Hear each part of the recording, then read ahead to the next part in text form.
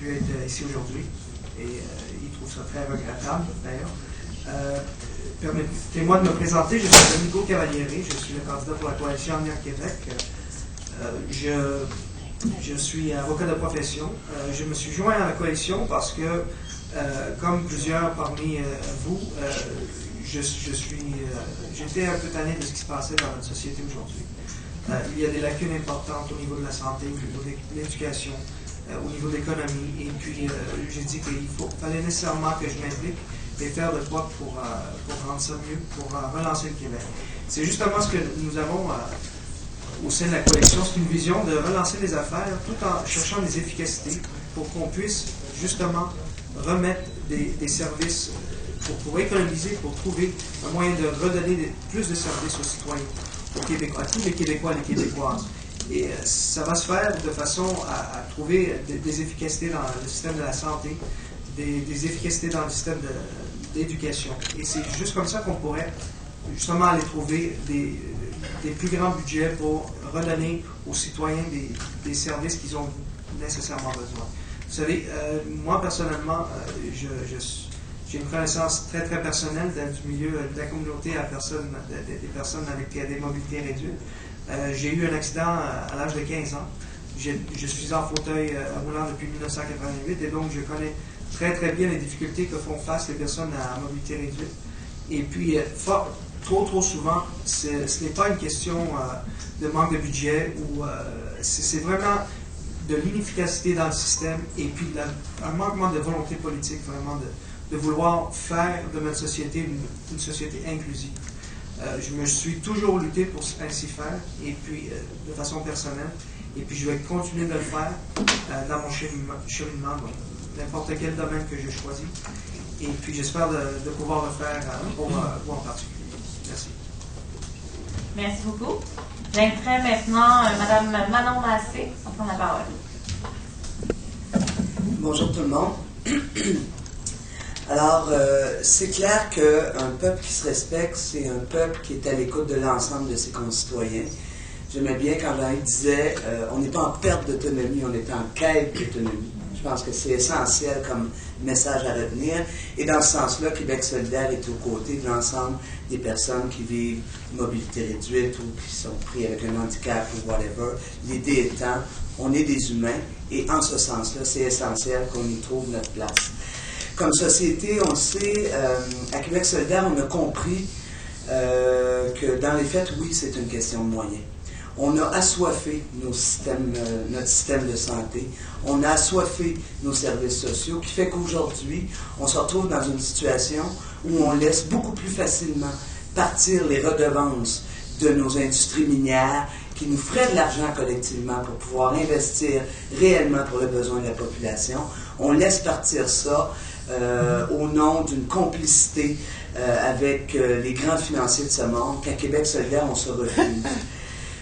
Je n'irai pas dans le détail, j'ai bien entendu. On ne veut pas parler du passé, certes, on va parler de l'avenir, c'est essentiel.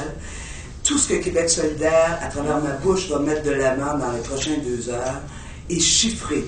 Combien ça va coûter et surtout, où c'est qu'on va aller chercher l'argent pour réaliser nos projets de transformation sociale.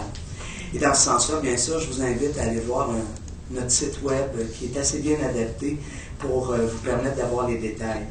Mais ce que je vous dis d'entrée de jeu, c'est qu'il faut avoir le courage politique, il faut être capable de se tenir debout face au grand capital pour faire en sorte que l'argent qui nous appartient collectivement, je vous ai parlé des ressources minières, je pourrais vous parler du coût des médicaments, où on laisse 3 milliards annuellement partir entre les mains des pharmaceutiques, et Québec solidaire va se tenir debout pour que cet argent-là soit au service de la communauté. Merci. Merci, Mme Massé. Monsieur Sylvain Fortin, d'Option nationale, c'est à votre tour. Merci, Madame. J'aimerais d'abord remercier et féliciter les organisateurs de cet événement qui ont déployé beaucoup d'efforts afin de permettre cette rencontre d'aujourd'hui. Option nationale est un parti politique fondé et représenté à l'Assemblée nationale par Jean-Martin Hossan et dont l'objectif est de réaliser la souveraineté du Québec. Si je me porte candidat à l'occasion de la présente campagne électorale, ce n'est pas le fruit du hasard, mais une suite naturelle des choses.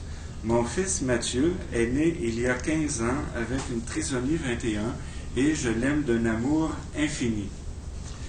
Puisque c'est la cause qui m'a choisi, je suis aussi depuis 12 ans le président de la Société québécoise de la trisomie 21, organisme national voué à la défense des intérêts des personnes vivant avec une trisomie 21 et leurs familles. Cela fait donc 12 années que je reçois les témoignages de personnes ayant une trisomie 21 et de leurs familles, en regard notamment de leur expérience face aux carences de la protection sociale à leur égard. J'ai trop souvent constaté que l'inaccessibilité aux services et aux compensations financières entraîne des conséquences négatives sur la santé physique, la santé mentale et la participation sociale. Je devine l'espoir qui anime mes concitoyennes et concitoyens vivant avec une déficience intellectuelle et leurs familles. Depuis le début de la présente campagne électorale, j'entends et saisis leur désarroi. À ceux qui sont affligés et affaiblis par une politique libérale improvisée et incohérente, je leur dis d'être patients car les prochaines élections générales au Québec seront pour eux l'occasion de témoigner de ce qu'ils subissent, de ce qu'ils attendent et de ce qu'ils espèrent de leur prochain gouvernement. Le gouvernement libéral de Jean Charest a échoué pendant les 9 dernières années de sa gouvernance sur tous les fronts concernant les personnes vivant avec une déficience intellectuelle, mais, selon lui, il serait le seul à pouvoir réussir le Québec de demain. Mais d'où viennent cette arrogance, cette suffisance et cette insolence? Je lui dis que son temps est maintenant compté. Il achève ce temps du mépris à l'égard des personnes vivant avec une trisomie 21 et autres types de déficiences intellectuelles et de leurs familles. Ce gouvernement a imposé à l'égard de ces personnes vivant avec une trisomie 21 de leur famille une politique du « contentez-vous ». Je vais vous demander de conclure rapidement. Il m'en reste un petit peu. Une petite ligne. Cette culture libérale est tellement étendue à tous les types de situations d'handicap qu'ils ne prennent même plus la peine de la cacher. Le jupon ne dépasse plus, il est par terre. À l'option nationale, nous dénonçons vigoureusement le discours minimaliste et réductionniste des vieux partis politiques à l'égard de leurs engagements en santé et qui se résument à trouver un médecin de famille pour tous. Des enjeux non moins importants sont de leur part ignorés totalement, notamment à l'égard des personnes vivant avec une déficience intellectuelle. Mais comme ces personnes ne votent pas, les vieux partis se disent à quoi ça sert de faire quelque chose pour elles entre deux élections. À l'option nationale, nous désirons apporter une réponse aux préoccupations majeures des familles confrontées avec une déficience intellectuelle, devenues âgées, qui se demandent ce qui arrivera à leurs enfants lorsqu'ils ne seront plus là. Pour eux, il faut accorder une priorité à l'amélioration de la situation actuelle puisqu'ils considèrent le statu quo inacceptable car il ne ferait qu'empirer le désarroi dans lequel ils se retrouvent continuellement. Merci. Je vais arrêter, mais j'en aurai encore à dire. Oui, on pourrait parler longtemps. On va être obligé de vous enlever un petit peu de temps sur des prochaines interventions si ça continue comme ça. Merci beaucoup, M. Fortin. Merci, madame. Alors, le premier segment sur lequel on va s'attarder maintenant, c'est le segment qui concerne la santé et les services sociaux. L'ordre des partis politiques pour ce segment-là a été déterminé de la manière suivante. Alors, on va commencer avec M. Domenico Cavaliere. Ensuite, on va passer à Émilien Pelletier. Ensuite, Marguerite Blais, Manon Massé et Sylvain Fortin. D'abord, j'aimerais inviter Mme Dominique Marsan d'Exequo à prendre la parole. Bon après-midi. Il n'est pas ouvert. Bon après-midi. Ma question. Les services de soutien à domicile, nommés SAD, sont essentiels pour les personnes ayant des limitations fonctionnelles,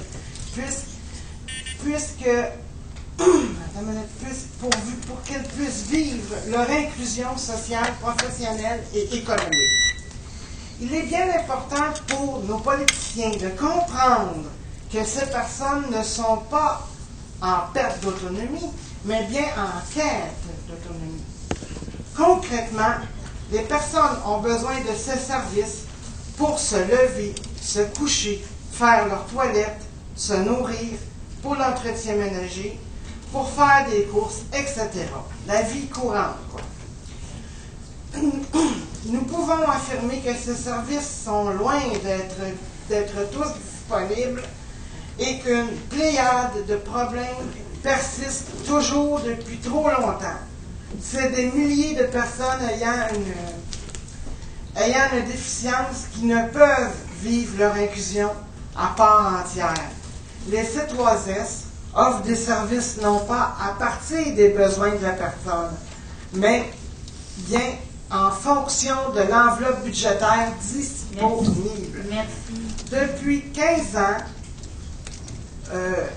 on nous promet des améliorations, cependant la situation ne cesse de se dégrader. Que va faire votre parti pour réellement redresser la situation en matière de soutien à domicile? Et voilà. Et Merci. c'est vraiment important. Merci beaucoup pour la pertinence de votre question. Alors, je vous inviterai, M. Cavaliere, à prendre la parole pour répondre à la question. Madame Marsan, merci beaucoup pour votre question. Donc, à la coalition, vous savez, un des grands enjeux qui est de très grande importance pour nous, c'est le domaine de la santé. Et bien évidemment, comme plusieurs parmi nous, on a promis d'augmenter les budgets pour les soins à domicile. Mais faut-il quand même trouver l'argent?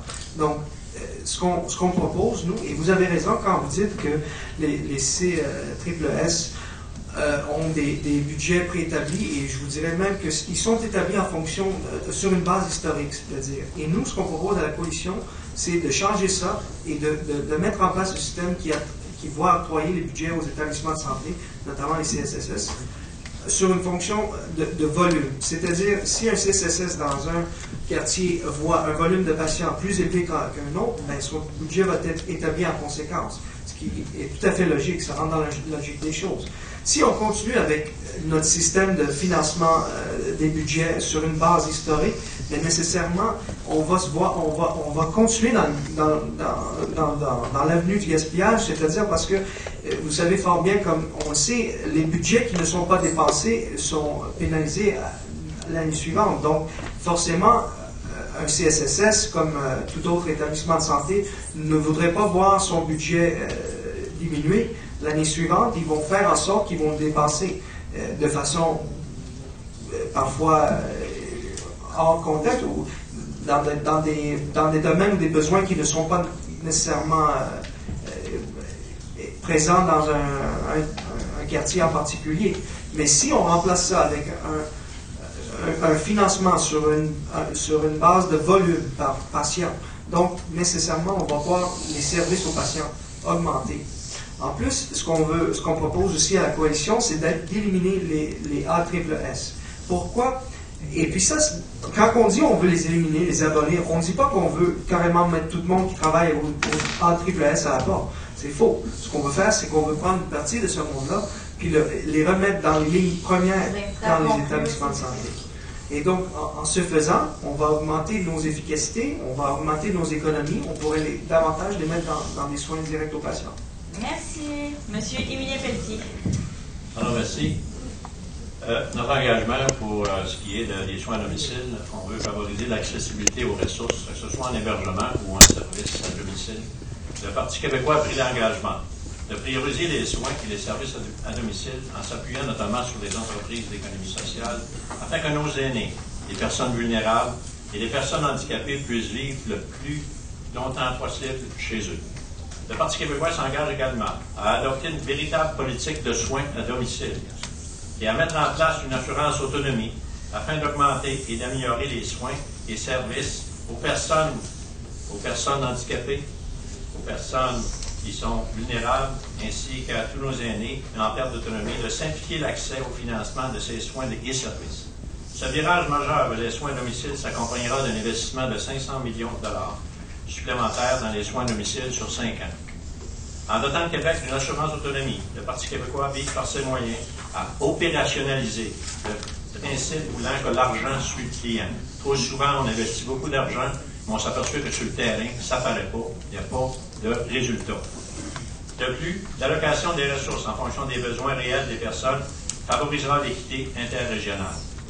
Parallèlement au virage vers les soins à domicile qui vient alléger le fardeau des familles et des proches aidants, nous mettrons en place différentes mesures pour la reconnaissance, le soutien et le répit des proches aidants. Pour améliorer l'accès aux soins de santé, le Parti québécois s'engage à se doter des médecins de famille d'une équipe de professionnels de la santé, notamment de nutritionnistes, d'intervenants psychosociaux, de tous les professionnels nécessaires au maintien ou au don de services dans les résidences et dans les domiciles. Avec un gouvernement du Parti québécois, les personnes du Québec auront non seulement un accès à un médecin de famille, mais également à une équipe de professionnels qui seront capables de donner les soins dont ils ont besoin. C'est inacceptable aujourd'hui de diminuer les heures de soins en fonction des budgets qui existent. C'est ça. Merci. Merci. À votre tour, Mme Blais. Oui, comme je l'ai mentionné, c'est avec beaucoup d'humilité que je suis devant vous et je remplace ma collègue qui est déléguée aux services sociaux. Ce sont ses dossiers, elle est dans son comté à Bellechasse, Dominique Vien. Mais puisqu'on parlait de quête d'autonomie, que les services depuis 15 ans, a-t-on dit, se détériorent, en 2003, c'était 819 millions de dollars alloués à l'ensemble des déficiences. Aujourd'hui, c'est 1,3 milliard de dollars et en juillet dernier, ma collègue a annoncé un 35 millions supplémentaires pour l'ensemble des déficiences. Je pense qu'il faut prendre ça en considération. En tant que ministre des Aînés, j'ai eu le bonheur de déposer la première politique dans l'histoire d'un gouvernement sur vieillir et vivre ensemble. Ça vous inclut, vous, les personnes en situation de handicap. Nous avons actuellement 579 municipalités amies des aînés. Par exemple, à Montréal, si les feux de circulation sont arrimés pour permettre aux personnes âgées de traverser la rue, ça permet aux personnes qui sont en fauteuil roulant de traverser la rue, comme ça permet aux parents de traverser la rue. Dans cette politique de 2,7 milliards de dollars, il y a aussi, je vous le cite, poursuivre les travaux du comité directeur co-animé par l'Office des personnes handicapées du Québec et de la Régie du bâtiment du Québec, ayant comme mandat d'améliorer les normes de conception sans obstacle des bâtiments et des lieux publics. Moi, c'est l'un des engagements que j'ai pris dans cette politique déposée le 3 mai. Et plus de soins à domicile, à la fois pour toutes les personnes, parce que c'est le choix des personnes de vivre chez elles et d'améliorer leurs conditions de vie. Et je ne veux pas vous dire qu'on a des baguettes magiques. Et les gens qui sont ici autour de la table, on peut bien faire des promesses. Mais je pense que ce qui est important, c'est de réaliser que c'est rare qu'on parle de personnes en situation de handicap. C'est bien qu'on en parle, mais il faut faire avancer ce débat-là à tous les jours de l'année. Merci. Merci, Mme Blais. Et on va aller du côté de Mme Massé maintenant. Oui, bien, c'est pas le débat qu'il faut faire avancer. On connaît la réalité, on sait où elle est. Ce qu'il faut, c'est investir de l'argent. Puis pour investir de l'argent, c'est qu'il faut aller la chercher où elle est. Et c'est ça que Québec solidaire amène de nouveau dans l'échiquier politique actuellement. C'est qu'on vous dit, moi, c'est pas des promesses que je vous fais. C'est une réalité. Je vous dis, cet argent-là, on va l'investir et on parle notamment dans le système de santé de rajouter 1,140 milliard annuellement. Pas juste pour une année, annuellement. Mais on ne peut pas m'accuser que c'est une promesse en l'air, puisque je suis capable de dire exactement où on va aller chercher cet argent-là. Alors, dans cette perspective-là, pour répondre à votre question fort pertinente, sur la question du soutien à domicile, je pense que ce qui est important, la vision de Québec solidaire en arrière de ça, c'est de développer une première ligne forte. Nous avions un excellent réseau de CLSC partout à travers le Québec qui offrait des services, que vous soyez dans le fin fond de la Côte-Nord ou ici même au cœur même du centre-ville de Montréal. On a assoiffé ce système-là qu'aujourd'hui on n'est même plus capable d'y voir un médecin. Alors nous, ce qu'on veut, c'est que pour des besoins d'ergothérapeutes, de psychothérapeutes, d'accompagnement, quel qu'il soit, y compris des médecins de famille, on veut donc renforcer le réseau CLSC et bien sûr, le soutien à domicile est incontournable puisque ça va dans la transformation des lois, mais quoi qu'on a déjà beaucoup de lois du bâtiment, il s'agirait juste de les appliquer, ça irait déjà pas mal mieux. Et nous, on veut se donner les moyens de renforcer ça. On veut développer aussi l'accessibilité universelle, pas seulement au niveau, mais j'en parlerai plus tard, mais au niveau du logement aussi, parce que c'est assez essentiel. On veut aussi libérer les lits on veut créer de nouveaux lits pour soins de longue durée, parce qu'actuellement, on sait que tout ça est un embourbement. Et je sais bien que c'est pas vous, dans votre condition, vous avez, mais quand vous allez en avoir besoin, il faut être en mesure de vous l'offrir. Et bien sûr, tout le travail que fait les groupes communautaires, on veut le soutenir à hauteur de 350 millions de dollars de plus par année. Merci. En 2 minutes, M. Fortin. M'en allez beaucoup. Je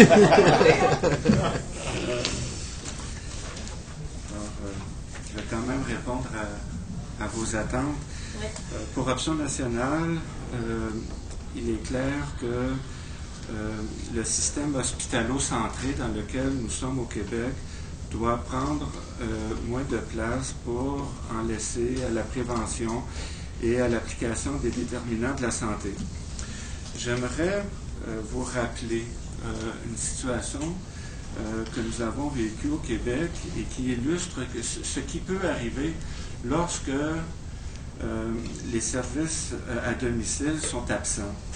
Vous vous rappellerez, il y a 2 ans, exactement à ce moment-ci, à Saint-Jude, une petite municipalité près de Saint-Hyacinthe, nous apprenions que Richard Roy, 46 ans, atteint de la trisomie 21, incapable de s'occuper de lui-même, n'avait pu survivre à la mort de son frère survenu quelques jours plus tôt, Jean-Guy Roy, 59 ans, qui s'en occupait depuis le décès de leur mère. Alors, le frère aîné étant décédé, le frère cadet est décédé de faim et de soif sur le plancher de cuisine parce qu'il savait que c'était là qu'on lui donnait à manger et à boire. Alors, alors quitter de cette façon-là, c'est tout simplement inacceptable. Et ça illustre bien les drames qui peuvent survenir lorsque les systèmes de maintien à domicile sont insuffisants ou complètement absents. Et ce n'était pas la première fois que cette situation arrivait à Montréal en 2004, dans l'absence de tout service lié au maintien à domicile. Un frère qui s'occupait de sa sœur trisomique s'est pendu dans son appartement parce qu'il sentait que la situation le dépassait nettement. Alors, l'absence des services de maintien à domicile, bien, ça donne ça. Moi, je ne veux pas faire de promesses en l'air. Je veux juste rappeler qu'est-ce qui arrive quand que les services sont absents ou inadéquats, ce qui peut arriver aux plus fragiles d'entre nous. Merci beaucoup. Maintenant, merci de la collaboration à tous et à toutes. On va maintenant passer à une autre période de questions. J'inviterai André Leclerc de Quiroule à prendre la parole. Bonjour. Après 35 ans, je vois plusieurs gouvernements. Depuis 35 ans, ça ne bouge pas vite, parce que le problème des personnes handicapées, c'est pas un problème de santé, c'est un problème de société. La question n'est pas compliquée. Si votre gouvernement est élu en 2008, est-ce que vous serez prêt à engager l'Office des personnes handicapées relève du Premier ministre? Parce que le problème des personnes handicapées, comme je disais, c'est pas un problème de santé, c'est un problème de société. Si vous n'avez pas compris, Thierry doit traduire.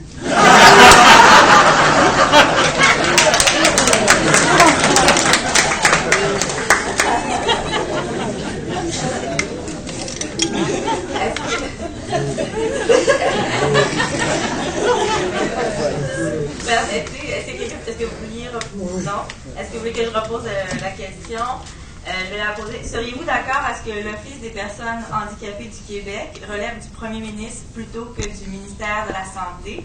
La raison, tout Tout simplement parce que l'inclusion des personnes ayant une limitation fonctionnelle est une préoccupation qui devrait être prise en compte par tous les ministères et non seulement le ministère de la Santé. Oui. Merci, M. Leclerc, sincèrement. Alors, vous allez être invité à répondre à tour de rôle. Et là, cette fois-ci, on va encore commencer en 2 minutes avec M. Cavaliere. Merci pour votre question, M. Leclerc. Vous avez tout à fait raison. C'est une problématique de société. Est-ce que je pourrais vous promettre qu'un gouvernement de la coalition ferait en sorte que l'OPHQ relèvera directement du premier ministre? Je ne peux pas vous le promettre. Je peux vous dire que nécessairement, c'est une question qui me préoccupe bien évidemment parce que comme je vous disais, j'ai eu des expériences très personnelles, surtout avec l'Office. Au départ, quand j'ai eu mon accident, il a fallu qu'on aménage notre maison, mes parents, pour qu'on puisse être en mesure de m'accueillir à la maison. On nous a dit qu'on voudrait bien vous accommoder, monsieur, vos demandes ont toutes été acceptées, sauf qu'il n'y a pas de budget dans l'année fiscale pour donner suite à votre demande. Donc, ils nous ont dit, faites ce que vous devez faire, si vous pouvez vous le permettre financièrement, et par la suite, on vous payera en temps et lieu quand le budget permet. Bien évidemment, si on est assez privilégié financièrement pour donner suite à ce type de réponse, tout est beau, sauf que pour plusieurs d'entre nous, ce n'est pas le cas. Et donc, qu'est-ce qu'on fait pendant 1, 2, 3 ans qu'on attend ces budgets-là qui rentrent? C'est pour ça qu'on préconise à la coalition d'aller chercher des efficacités dans le système, de faire en sorte que les services aux patients se retrouvent en première ligne. C'est le même cas pour les ASSS.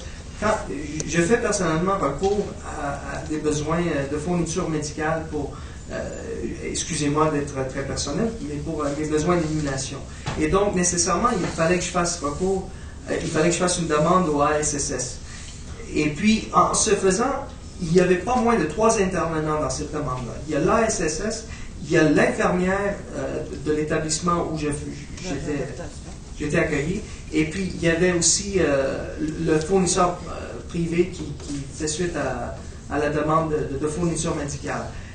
Il faut nécessairement éliminer ces paliers-là. Il faut nécessairement remettre le pouvoir, l'autonomie dans les premières lignes de soins. En ce faisant, on va justement aller combler cette lacune-là au niveau des besoins auprès de l'Office des personnes handicapées du Québec. Merci beaucoup, M. Pelletier. Ah, merci. Une excellente question, M. Leclerc. C'est une excellente suggestion aussi. Vous savez, je ne peux pas promettre qu'on va l'appliquer, mais je trouve que votre suggestion est très importante, d'autant plus qu'on a le droit, la politique à part entière. Vous savez, il y a eu 420 engagements de prix au niveau du gouvernement du Québec dans cette politique-là. Il y a 28 organismes et ministères qui ont pris des engagements. Et quand je rencontre l'OPHQ, souvent ce qu'on me dit, c'est qu'on a de la difficulté parce que l'OPHQ n'a pas le pouvoir d'imposer aux organismes et aux ministères. Alors, à ce moment-là, je pense que si c'était le premier ministre qui pourrait imposer, je pense que c'est une excellente suggestion, en tout cas. Je la prends en bonne note. Et je peux vous dire une chose, c'est que le plan global de mise en œuvre de la politique à part entière, c'est la responsabilité de l'OPHQ de voir à ce qu'elle s'applique. On a eu quand même le rapport, le bilan de l'an 1, tout le monde s'en souvient. La plupart des organismes qui sont ici présents, ils ont critiqué le bilan de l'an 1 parce que ça ne reflétait pas la réalité du terrain. Autrement dit, c'était une réalité administrative, oui, mais pas une réalité de terrain. Et ça, je pense qu'on en a pris bonne note, nous. Et je peux vous dire une chose, c'est qu'on est conscient des problèmes que ça peut occasionner. J'ai rencontré l'OPHQ à plusieurs reprises, et je peux vous dire une chose, c'est sa véritable mission. Nous autres, on veut que l'OPHQ se recentre sur sa véritable mission auprès des organismes du milieu. Et c'est dans ce sens-là qu'on va améliorer la situation des organismes grâce au personnel des OPHQ qui sont répandus à travers toutes les régions du Québec. Et c'est du monde qui sont dévoués, c'est des gens qui sont entreprenants, c'est des gens qui font leur travail, mais il faut leur permettre d'exercer réellement leur rôle auprès des groupes communautaires. Merci. Merci. Madame Blais. Moi aussi, je trouve que c'est une excellente question. Et si le Parti québécois a fondé l'Office des personnes handicapées du Québec, c'est le gouvernement actuel qui a modifié la loi de l'Office des personnes handicapées du Québec et qui a mandaté l'Office pour faire une vaste consultation qui a donné lieu à la première politique dans l'histoire d'un gouvernement à part entière. Et évidemment, il y a 18 ministères et organismes qui ont participé à cette politique, tout comme la politique Vieillir et Vivre Ensemble, 18 ministères et organismes. Là où je veux en venir, c'est que tous les ministres, je fais partie, moi, d'un gouvernement, je suis ministre, tous les ministres relèvent du premier ministre. Alors, quand on prend des décisions, c'est en harmonie avec le premier ministre. Et là où il faut travailler, c'est pas est-ce que l'Office devrait relever exclusivement du premier ministre, mais comment les différents ministères doivent cesser de travailler en silo pour travailler davantage en complémentarité pour que les actions d'un ministère traversent un autre ministère pour donner évidemment un effet maximal. Je pense que c'est là-dedans qu'on doit véritablement aller. En conclusion, si on doit encore donner plus de pouvoir à l'Office des personnes handicapées, moi je pense que dans la vie, rien n'est coulé une fois pour toutes. Je crois qu'on doit toujours évoluer. Et cette question-là est pertinente. Et il y a peut-être lieu, avec le gouvernement, de s'asseoir pour regarder un nouveau mandat de l'Office des personnes handicapées pour que cet office puisse aller plus loin dans ses prises de décision. Madame Massé. Puis qu'elle aille des dents. C'est bon. L'Office. C'est pas de moi. Et de moi dont vous parliez. Non, je pense pas que c'était de vous, madame. Je pense qu'elle parlait de l'Office. Écoutez, je pense qu'il y a des éléments importants qui ont été nommés. C'est comment un gouvernement responsable devrait tenir en compte que les gens ne sont pas des problématiques ou des problèmes, mais qui sont, et dans le cadre de votre question, partie prenante complètement de notre société. Alors, dans ce sens-là, c'est sûr que lorsqu'un conseil des ministres se réunit et qu'ensemble, ils ont à déterminer comment ils et elles, pas beaucoup d'elles souvent, mais en tout cas, gouverner notre province, notre Québec, et qu'ils ont à se partager financièrement des miettes. Parce qu'on se souvient, fin des années 90, coupure, baisse d'impôts de 500 milliards, ça, quand on se prive de revenus, là, c'est sûr qu'on ne peut pas leur distribuer. Même chose encore dans les dernières années. Alors donc, c'est essentiel qu'un conseil de ministres, bien sûr, parce que Mme Blais a raison, c'est un travail d'équipe, c'est une équipe que les partis au pouvoir se donnent pour être capables de gérer l'État. Mais quand cette équipe-là, on lui dit, tu vas aller jouer au hockey, mais tu n'as pas de bâton, tu n'as pas de rondelle, tu n'as pas de pad, tu n'as pas rien, parce qu'on n'a pas assez d'argent pour t'en donner, là, moindrement qu'il y ait un petit 100 000 $ qui apparaissent à la table, vous comprendrez que tous les ministères se l'arrachent. Alors, c'est pourquoi je peux paraître un petit peu obsédé par cette question-là, mais c'est pourquoi qu'il faut faire les choix pour aller prendre l'argent où elle est, pour arrêter de laisser couler prenons juste notre système de santé, je vous le disais d'entrée de jeu, 3 milliards parce qu'on n'a pas le courage politique d'aller faire en sorte que les pharmaceutiques négocient leur prix de médicaments. Alors, dans un conseil de ministres où il y a de l'argent, je suis certaine que l'écoute des citoyens et citoyennes va être plus facile. Merci, Mme Massé. Monsieur Fortin, c'est à votre tour.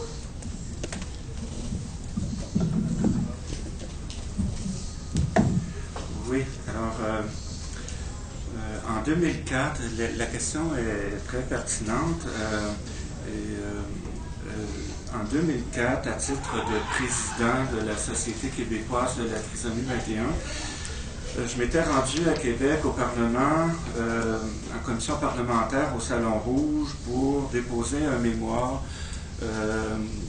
dans le cadre de la Commission des affaires sociales qui étudiait la refonte de la loi sur l'OPHQ. Et dans le mémoire, j'avais justement recommandé que l'OPHQ soit à l'abri du ministre de la Santé. J'avais demandé que cette institution soit sous la responsabilité du Premier ministre pour justement s'assurer qu'à chaque fois qu'une décision dans un ministère est prise, que ces décisions soient évaluées au niveau de leur impact en rapport aux personnes qui sont en situation de handicap. Et aujourd'hui, ma réflexion s'est poursuivie et nous prônons tout simplement l'abolition, la dissolution pure et simple de l'OPHQ, qui est une entité peu crédible, peu efficace et qui finalement est seulement présente que pour se donner bonne conscience au Québec. Nous avons un Office des personnes handicapées du Québec, mais complètement inhabile. Alors, finalement, ça prendrait non plus une OPHQ sous la responsabilité du Premier ministre, mais complètement à l'abri du gouvernement. Merci. Alors, dans une commission, je termine là-dessus, à l'image de la Commission des droits de la personne et de la jeunesse, ça prend une commission des personnes en situation de handicap qui soit indépendante du gouvernement pour qu'à chaque fois que des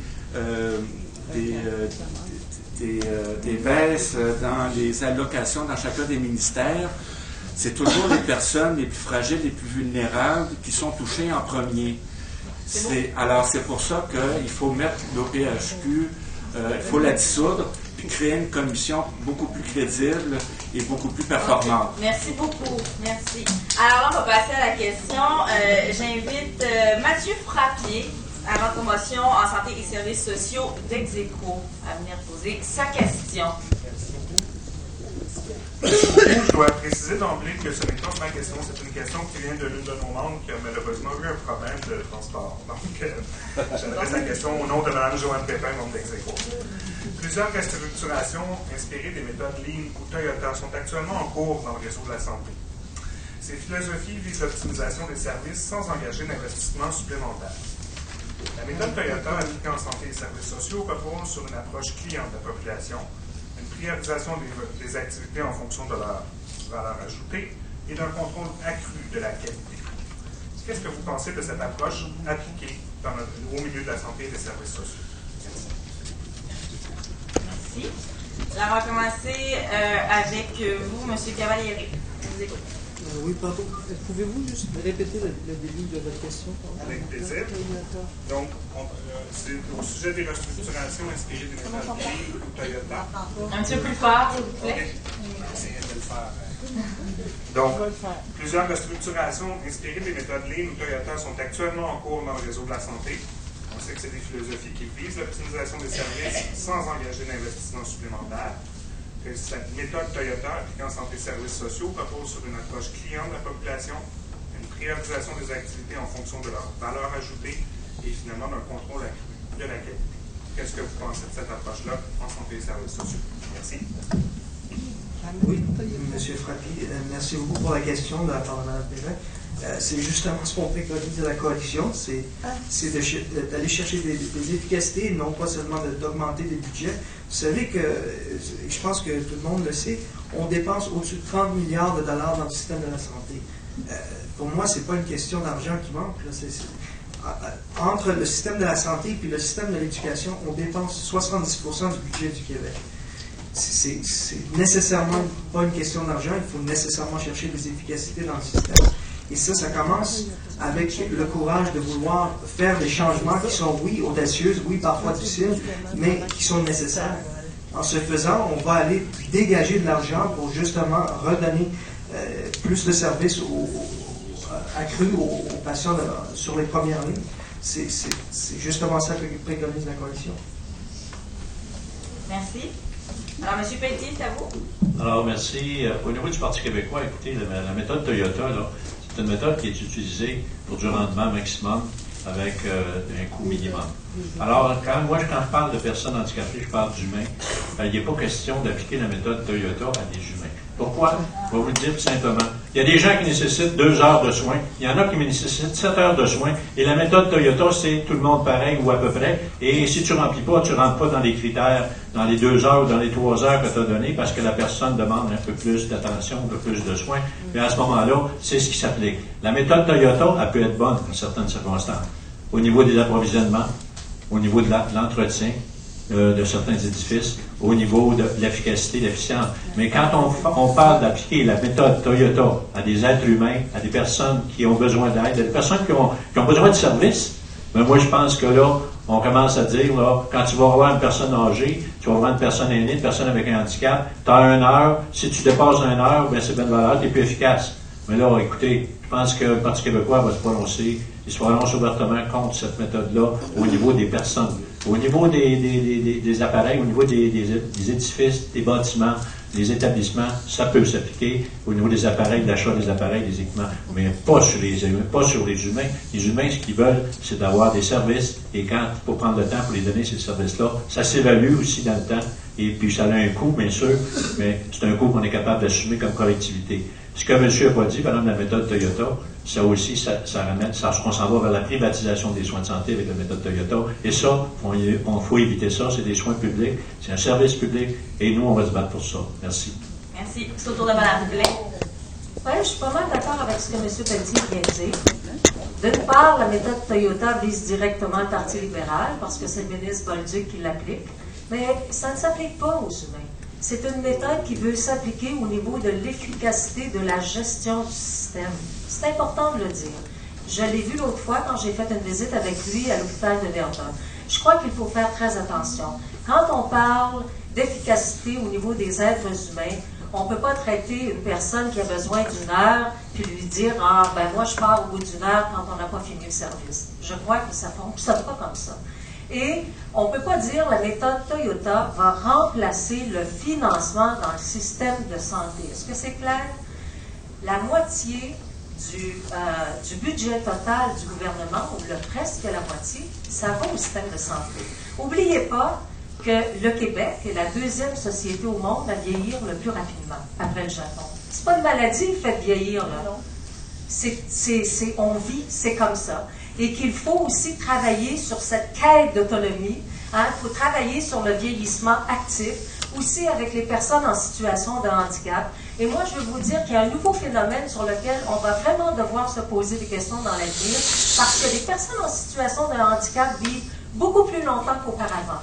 Donc, on va devoir aussi adapter ce phénomène-là au niveau des logements, parce qu'il y a des parents qui vieillissent aussi. C'est vrai, c'est un fait. Il va falloir faire en sorte que ces gens-là soient capables de vivre dans le respect et dans la dignité en situation de handicap et aussi avec le vieillissement de la population. Alors moi, je suis pour la méthode Toyota en autant que ça ne touche pas à la qualité des services qui sont offerts aux personnes. Et je crois qu'il faut continuer d'investir. Ce matin, on a annoncé 1000 lits supplémentaires en ressources intermédiaires. Ça veut dire 3500 lits pour cette année de plus des rénovations dans les CHSLD, parce que les CHSLD, là, c'est pas pour des personnes âgées seulement, là. Il y a des personnes jeunes qui se retrouvent dans ces établissements. Donc, je pense qu'on doit les rénover par respect pour ces gens-là. Merci. Merci, Mme Blais. On va passer du côté de Mme Massé maintenant. J'espère que votre gouvernement a aussi annoncé où est-ce qu'il irait chercher l'argent pour faire ça. C'est important, ça. Parce que si c'est seulement de prendre l'argent qui existe déjà dans le système, ça veut dire qu'il faut enlever à Pierre ce qu'on va donner à Jacqueline. Non. Puis ça, on n'aime pas beaucoup ça. Moi, j'en viens pas qu'on utilise un vocabulaire approche Toyota. Hey, là, je comprends pas. On n'est pas des machines, on n'est pas des chars, on n'est pas une chaîne de montage. Même si on parle de la fonction publique, là, parce que j'entends la nuance que fait Mme Blais, je suis pas sourde, mais ceci étant dit, quand dans notre service de santé, on parle de clients, moi je débarque. On n'est pas des clients. C'est un droit à la santé, c'est un droit à l'accès à la santé. Alors, on est des citoyens, pas des consommateurs, bon Dieu. Oui, allez-y, Ceci étant dit, je pense, et je suis heureuse de l'entendre de la bouche de mon collègue du Parti québécois, C'est clair que la privatisation en santé, c'est automatiquement mettre les personnes vulnérables dans une situation encore plus vulnérable. Et parce que, par définition, une entreprise, son objectif, c'est de faire du profit. Une entreprise collective, elle peut avoir des ratés. Je ne dis pas que c'est parfait, l'économie publique, là. Mais ceci étant dit, il n'y a pas comme objectif de faire du profit. Et ça, c'est essentiel quand on parle de services publics. Vous savez que les services publics, c'est notre façon collective de rétablir les injustices sociales. Alors, dans ce sens-là, on n'a jamais parlé de ça à Québec solidaire, mais je pense que je ne me trompe pas de dire que jamais on va faire ça de Saint-Louis. Et qu'au contraire, on veut revaloriser le rôle de nos institutions publiques, dont notamment le système de santé. Merci. J'inviterai M. Fortin. Et là, M. Fortin, je vais être obligée de sévir, de vous laisser 1 minute pour exprimer votre point de vue. Ça va, ouais.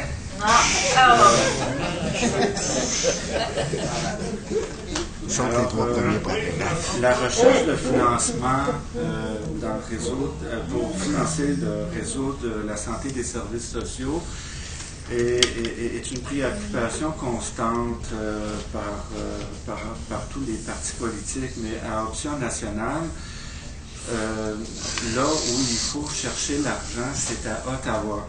Nous y envoyons 50 milliards de dollars. Alors, l'argent que nous avons besoin pour avoir un système de santé efficace, performant, c'est l'argent que nous envoyons à Ottawa. Alors, récupérons ce qui nous appartient et définissons nous-mêmes les priorités qui sont les nôtres au Québec. Et en attendant que le Québec devienne souverain, tout ce qu'on peut constater, c'est des choses du genre ressources intermédiaires bien loin d'un milieu familial et on trouve enfants autistes maltraités dans une ressource intermédiaire au point où les enfants, les adolescents qui fréquentent ce lieu à Blainville reviennent chez eux brûlés par leur urine, tellement que les gens sont laissés à eux-mêmes. Alors, le système des ressources intermédiaires est à revoir totalement parce que c'est épouvantable comment ils sont dignes des pires bidonvilles d'Haïti. C'est bien. Merci, M. Fortin. Merci aux candidats et aux citoyens. Maintenant, on va passer à un autre thème, parce que le temps file. On va passer au thème de l'accessibilité et de l'inclusion sociale. L'ordre des partis politiques pour ce segment-là a été déterminé de la manière suivante. Alors, on va commencer avec vous, Mme Marguerite Blais. Ensuite, on va aller avec vous, M. Fortin. Ensuite, ce sera M. Cavaliere. Ensuite, Manon Massé. Et on va terminer avec Émilien Pelletier. Là, je vais inviter Richard Lavigne, directeur général de la COFAN, Confédération des organismes de personnes handicapées du Québec, à adresser sa question aux partis politiques. Allez-y. Merci. Je me lèverais bien debout, mais il faut que je lise du braille. Debout, le braille. Écoutez, avant, j'avais préparé une question, ça va revenir au même, mais je vais la dire autrement. Simplement vous dire que à la COFAN, on est exaspéré. On suit la campagne électorale depuis le début. Et le mot handicapé, personne handicapée, personne en utilisation fonctionnelle, on ne l'entend pas souvent. Hein? Et on est 10% de la population. Je suis content que vous soyez là aujourd'hui, mais lorsqu'on parle d'inclusion, ça devrait faire partie de lorsqu'on parle de l'ensemble de la population. Alors, s'il y avait un moyen de dire aux gens de communication dans vos partis de peut-être élargir un peu plus la dynamique, ça serait bien. Au Québec, on a des lois, des règlements, des politiques. En voulez-vous, en v'là. On en a plein. Et on est très heureux, c'est des belles mesures. Ces lois-là, ces politiques-là sont censées favoriser une plus grande participation sociale des personnes en situation de handicap.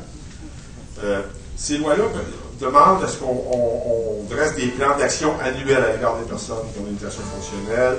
On a aussi des dispositions relativement au transport, l'accessibilité des édifices qu'on fait en 1976, des autres politiques sur l'intégration scolaire, mais, et j'en passe, ce qu'on voit aujourd'hui, malheureusement, et ça, c'est pas du. Je ne veux pas non plus qu'on se mette à pleurer. Là, merci de conclure rapidement. Oui, je conclue en disant que la pauvreté des personnes qui ont une limitation fonctionnelle, c'est un fait reconnu de tous. Les personnes qui ont une limitation fonctionnelle doivent aussi payer des frais supplémentaires liés à leur limitation fonctionnelle. La question, c'est qu'est-ce que vous allez faire pour que, d'une part, nos lois et règlements soient respectés au Québec, et concernant la pauvreté et les frais supplémentaires liés aux limitations fonctionnelles, comme un élément majeur de l'accentuation de la pauvreté, qu'est-ce que vous allez faire les prochaines années pour qu'on arrête de dire que les personnes qui ont une limitation fonctionnelle sont les plus pauvres des pauvres? Merci, M. Lavigne. Alors, à tour de rôle, on va commencer avec vous en 2 minutes, Mme Blais. Merci beaucoup. Merci, M. Lavigne. Tout d'abord, avant, Mme Massé a parlé tout à l'heure, elle a dit « je ne suis pas sourde ». J'ai un ami sourd ici, fait que je me permets, pas pour reprendre Mme Massé, parce que je ne ferai jamais ça, mais pour vous dire que je suis plus capable, dans les journaux, et je le vois dans la campagne électorale actuelle, de lire et d'entendre, c'est pas tomber dans l'oreille d'un sourd, c'est un véritable dialogue de sourds.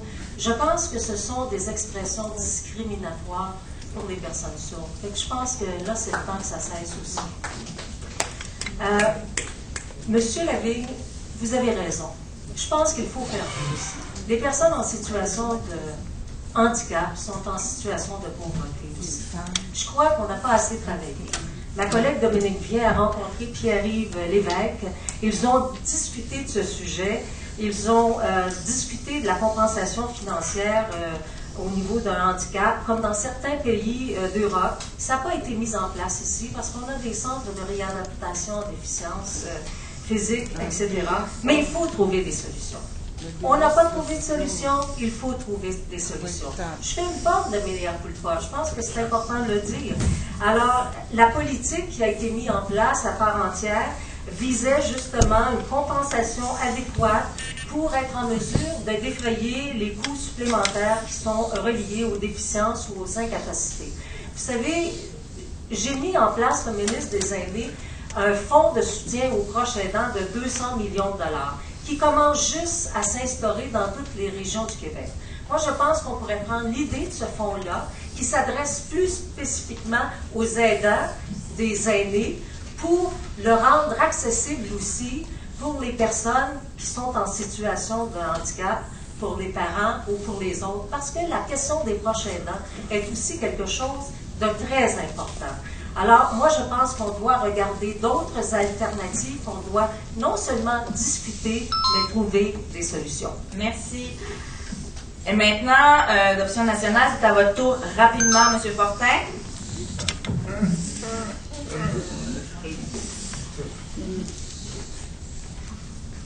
Alors, j'avais 8 recommandations à lire, mais je pense que je vais en faire rien qu'une. Alors, nous, à l'Option nationale, nous proposons que toute personne qui fait appel au programme de la sécurité du revenu soit évaluée sur l'ensemble de ses besoins et de ses réalités et non pas uniquement sur la base d'un diagnostic médical. Et que la notion de contrainte à l'emploi soit appliquée en tenant compte de l'ensemble des caractéristiques de la personne et qu'elle ne soit pas reliée au seul diagnostic médical. Et nous avons aussi comme proposition de rendre remboursable le crédit d'impôt actuellement non remboursable qui consent aux ménages ou une ou des personnes ayant des limitations fonctionnelles et que ce crédit soit augmenté et indexé annuellement. Bravo! Merci. C'est bien, c'est fini? C'est terminé? Alors, c'est au tour de la coalition Avenir Québec, M. Domenico Cavalieri, de prendre la parole. Merci pour votre question, M. Lavigne. Nous, à la coalition, on pense que le meilleur antidote contre la pauvreté, c'est l'éducation. Et chez la coalition, c'est notre cheval de bataille. Il faut nécessairement prioriser l'éducation, revaloriser le rôle des enseignants. Parce que avec l'éducation, on ne parle pas juste du système public, on parle aussi de ce qu'on enseigne à nos élèves dans les classes. Et donc, si l'approche passe nécessairement par ce volet-là. Et puis, en ayant un système d'éducation de plus haute qualité, nécessairement, on va être en mesure d'inclure tout le monde dans notre société. Notre société va être beaucoup plus inclusive. Parce que, premièrement, on va produire des élèves avec des éducations supérieures, et puis, deuxièmement, ils vont être en mesure de mieux comprendre, de mieux s'adapter, tout en ayant une conscience avec ce qui se passe eu égard aux personnes à mobilité réduite, avec des déficiences. On va être en mesure de les inclure plus facilement, étant donné que on va avoir ce qu'on appelle en anglais greater awareness pour notre communauté des personnes à mobilité réduite. Merci. Manon Massé, du Québec solidaire. Oui. Effectivement, intervenir de façon responsable pour s'assurer que l'ensemble de la population, y compris les gens en situation de handicap, puissent avoir les moyens de vivre dignement. Pour Québec solidaire, ça se traduit aussi par un accès gratuit à l'éducation, de la maternelle jusqu'à l'université, pour les mêmes raisons que vient de le souligner M. Cavalieri. Ça passe aussi par un revenu minimum garanti de 1 000 $ par mois, 12 000. En tout cas, dans notre premier mandat, on commencerait à cette étape-là, avec bien sûr des mesures ciblées pour des besoins particuliers, et vous en faisiez état, Richard. Ensuite, ça passe aussi par des programmes d'action positive pour l'accès à l'emploi. Hein? Une grande gang ont envie de travailler, mais et j'en suis certaine que la double discrimination que peuvent vivre les femmes, on devra supporter ça aussi de façon particulière ou spécifique. Et parce que 2 minutes, ça va toujours très vite. Et la question des retraites, parce que c'est quelque chose de vivre, mais maintenant on se trouve vieillissant. Et Québec solidaire tient à transformer de façon radicale le régime de vente actuel qui se trouve être assez injuste, notamment pour les femmes, pour en faire un régime public universel de retraite qui inclurait l'ensemble de sa population, pas seulement ceux et celles qui ont travaillé, et qui permettrait donc, dont notamment des aidants et aidantes naturelles qui ne peuvent pas aller travailler parce qu'ils travaillent. Voyez-vous, c'est l'ensemble, puis je parlerai de logement après ça. Alors, toutes sortes de moyens, dans le fond, pour faire en sorte qu'on puisse vivre dans la dignité. Merci. Émilien Pelletier, Parti québécois. Merci. Nous, pour ce qui est de M. Lévesque, vous parlez, M. Lavigne, vous avez parlé tantôt que, oui, la COFAN est exaspérée parce qu'on n'en parle pas beaucoup. Moi, dans ma circonscription, j'en parle, j'essaie d'en parler, je mets des communiqués, et c'est quand on les envoie au niveau national, bien souvent, hein, c'est quand il y a pas un scandale, ça passe pas tout le temps. Quand il y a des bonnes nouvelles, ça passe pas tout le temps. Alors, c'est un peu ça la problématique. Et moi, ce que je voulais penser, au niveau de l'accessibilité universelle, eh bien sûr qu'il faut que l'accessibilité universelle se fasse dans tous nos services publics aussi. Je vais vous donner un exemple là, que vous allez peut-être comprendre. On s'en va voter là, la semaine prochaine. On va aller voter, il y en a qui vont en fin de semaine. Vous savez qu'il y a 60 bureaux de vote au Québec qui ne sont pas accessibles actuellement aux personnes handicapées. Alors que la loi dit bien ici, la loi dit bien qu'il faut donner accès dans tous les édifices publics aux personnes handicapées, quand même que c'est un édifice qui est public seulement pour 33 jours ou pour les bureaux de vote. Je pense qu'il faut s'en occuper. Et je pense que le Parti québécois se prend le devoir d'obliger le directeur général des élections du Québec à avoir des bureaux de vote accessibles à tout le monde. Ça, c'est une chose. Il y a maintenant aussi, je pense que l'accessibilité universelle, ça permet aussi à nos personnes handicapées, aux personnes qui veulent vivre une vie normale, en toute dignité, de pouvoir briser leur isolement, de pouvoir aller dans les parcs, d'aller un peu partout, et de pouvoir participer aux activités communautaires, aux activités sociales dans notre milieu. Alors moi, je pense que c'est essentiel que les villes, les municipalités, les ministères du gouvernement du Québec fassent appliquer le code du bâtiment dans les constructions publiques en premier, mais dans les constructions où il y a des personnes handicapées. Parce que bien souvent, on se refute des fois à on arrive à des endroits, on se bute à des places où les personnes handicapées ne peuvent pas accéder. Il y a eu des luttes qui ont été faites ici par le RAPLIC, je pense à Montréal, je pense que c'est important. Et je peux dire une chose, c'est que si on ne s'implique pas, si les gens ne s'impliquent pas à ce niveau-là, si on ne change pas, si on n'implique pas les municipalités au niveau de l'urbanisme à respecter justement le code du bâtiment pour permettre l'accès à nos bâtiments, bien, vous allez toujours vivre avec des problèmes. Et ça coûte pas cher de faire respecter ça. C'est juste d'avoir la volonté politique de le faire. Merci. Merci. Oui. J'invite maintenant maintenant Gabriel Bouchard, directeur général du ROP, regroupement des organismes de promotion du Montréal métropolitain, à vous entretenir sur l'accessibilité universelle. Merci. Merci à M. Pelletier d'avoir déjà répondu à ma question. Ça va déjà occupé peut-être 2 minutes. Moi, je vais être gourmand. Je suis un être de type gourmand. Dans mon point. C'est pourquoi je ne me lève pas. Vous m'excuserez parce que mon corps porte beaucoup de blessures. Donc, je vais vous poser ma question assis, si vous me permettez. L'accessibilité universelle, grosso modo, c'est pas juste de rendre accessible un édifice. C'est pas juste de construire ou d'adapter une toilette. L'accessibilité universelle, c'est ce qui permet à tout citoyen, toute citoyenne, d'avoir accès de la même façon et au même moment à tout service, tout lieu, tout environnement ou toute communication de la même façon. C'est ça l'accessibilité universelle. Nous, avec nos partenaires à Montréal, je suis heureux de saluer, j'en ai mis pas tous ça pour long, on travaille depuis 10 ans avec la Ville de Montréal, en partenariat avec l'accessibilité universelle.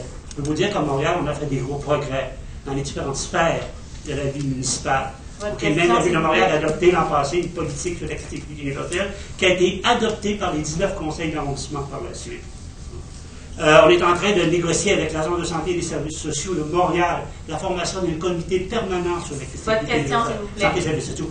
Est-ce que votre parti serait prêt à s'engager à créer un comité permanent réunissant les acteurs des différents ministères de l'OPHQ et bien sûr des représentants du milieu associatif? Sinon, de quelle façon voulez-vous faire émerger l'accessibilité universelle? Merci. Merci, M. Bouchard. Alors, c'est à votre tour, Mme Marguerite Blais, du Parti libéral du Québec. J'aime cette question et la réponse est oui.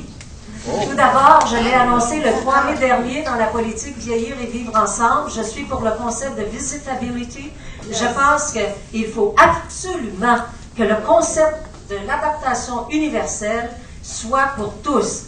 Dans les municipalités amies des années de l'Organisation mondiale de la santé, vous savez qu'on est la première société au monde à être le plus avancé dans l'implantation des municipalités amies des aînés. On finance de petites infrastructures. Comment se fait-il qu'il y ait des clubs de la FADOC dans des sous-sols alors que les gens doivent monter les marches, descendre les marches, qu'il n'y a pas d'ascenseur, il faut qu'il y ait des ascenseurs, il faut qu'il y ait ces aménagements-là, d'une part pour tout ce qui est nouveau, mais aussi il faut rendre accessible le reste. En plus de ça, il faut vous voir. Vous êtes des personnes en situation de handicap, on ne vous voit pas assez. Moi, oui, on ne vous voit pas assez. Je trouve ça incroyable. Et je trouve ça incroyable que tout parti confondu, on en parle aujourd'hui, là, mais qu'on n'en parle pas assez. Ça prend une journée comme aujourd'hui. Alors, monsieur, pour répondre à votre question, la réponse est oui. Parce que je trouve que c'est une excellente idée, qu'il faut la faire. C'est comme ça que ça va réussir. De plus, avec la politique à part entière, c'est une politique que les organismes doivent faire vivre. Portez-la, continuez à la porter. Faites-la grandir, cette politique. Une politique n'est jamais coulée une fois pour toutes sur du papier. Tout peut se transformer dans une politique. Alors, c'est ce que je vous invite à poursuivre, à faire, et moi, je suis prête à le faire avec vous. Merci. Monsieur Fortin, c'est à votre tour.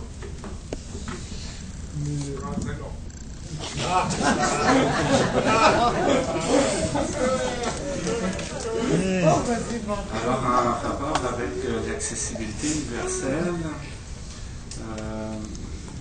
à Option nationale,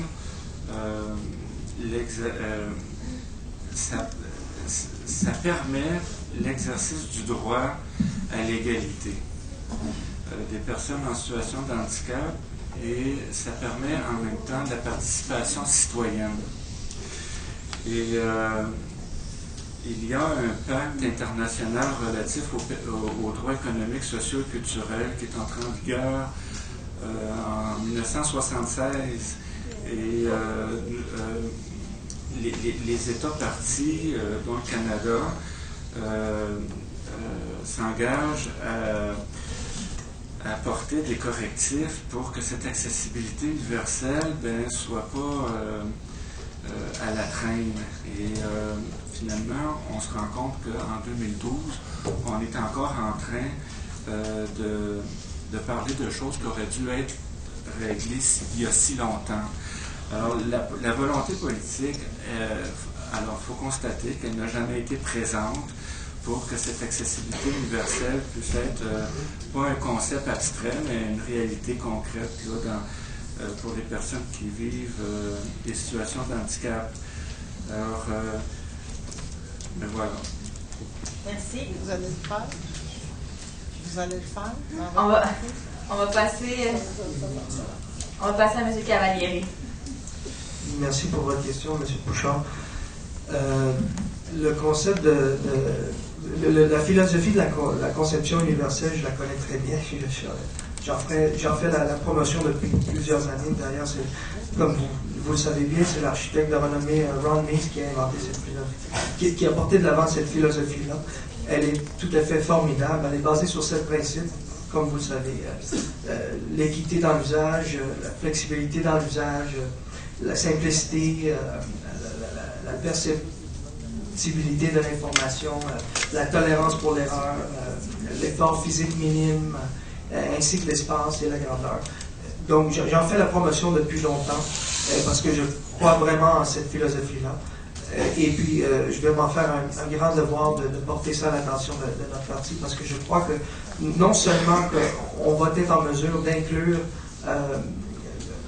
de faire la promotion de l'inclusivité de tous les membres de notre société, mais en adoptant cette philosophie-là, on est en mesure d'aller chercher davantage des économies dans la conception de nos immeubles, notre infrastructure. Et nécessairement, c'est un atout pour tout le monde, tous les citoyens de notre société. Donc, je ne peux rien vous promettre, bien évidemment, mais vous pouvez rester rassuré que je vais en faire la promotion de cette philosophie. Cette philosophie-là, pardon. Merci. Merci, M. Cavalieri. On passe à Mme Massé. Oui. Pardon. Je pense que la réponse est oui. C'est dans nos textes, c'est là depuis notre fondation. Le mot personne vivant en situation de handicap est dans notre structure de base de même du parti. Ceci étant dit, la volonté politique, c'est aussi nécessite, je dirais aussi, de s'assurer que notre volonté puisse s'enraciner parce qu'elle a des moyens. Quand on dit, et tantôt on le disait plutôt, ça fait des années qu'on a des lois, on ne l'applique pas. Notre directeur général des élections a tous les bâtiments qu'il veut à sa disposition. Il en choisit pas parce qu'il veut pas, parce qu'il n'y en a pas. Parce qu'on n'a pas forcé soit la construction, d'appliquer les normes, ou quand les gens, et tantôt M. Cavalieri l'a dénoté d'un point de vue personnel, mais c'est vrai aussi, quand tu trouves une job, c'est bien le fun, mais que tu n'as pas accès à ta job parce que le bâtiment n'est pas accessible, hein? Je sais, il y en a qui m'ont raconté ça. Alors ça s'appelle des investissements.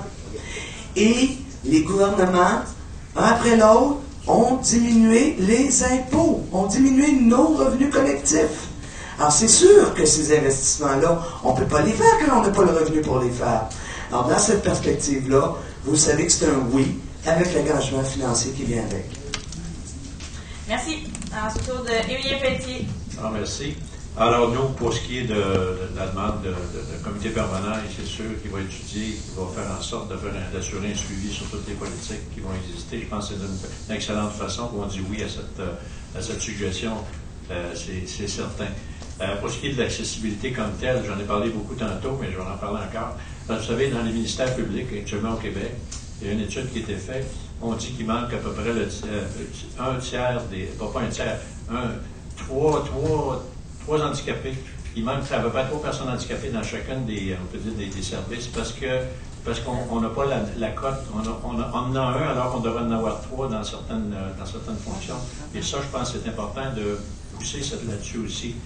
Cette année, on a eu une étude qui a été faite par l'OPHQ. L'OPHQ a fait une étude pour l'accès au camp de jour. Quand on a des jeunes, on a des petits jeunes qui sont handicapés aussi, on a des jeunes qui vont à l'école.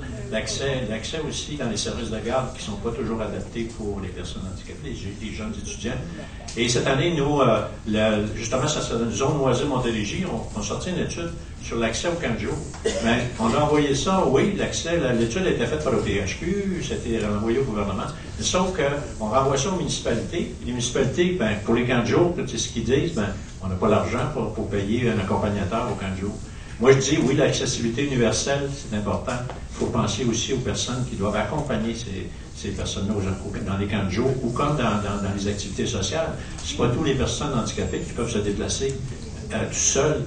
Il y en a plusieurs qui ont besoin d'être accompagnés. Alors, il faut penser, il y a des vignettes des accompagnateurs pour qu'il y ait accès aux édifices, ou qu'il y ait accès aussi, on peut dire, quand tu vas dans une salle de spectacle, avoir accès gratuitement, parce que sinon les gens sont obligés de payer, pas en double, parce que la personne handicapée, mais le soin est accepté, mais la personne, elle, qui accompagne, elle n'est pas acceptée partout. Il y a des vignettes qui sont pour ça. Merci. Il y a des vignettes qui existent. Alors, procurez-vous-en, puis le Parti québécois s'est engagé à vous les payer gratuitement, ces vignettes. Merci beaucoup. J'invite maintenant Monique Lefebvre, directrice générale d'Altergo, à poser sa question. Merci d'être brève. Alors, par solidarité, je vais rester assise. C'est bon. Je vais poser une question sur un axe de l'accessibilité universelle qui est l'axe des programmes et services.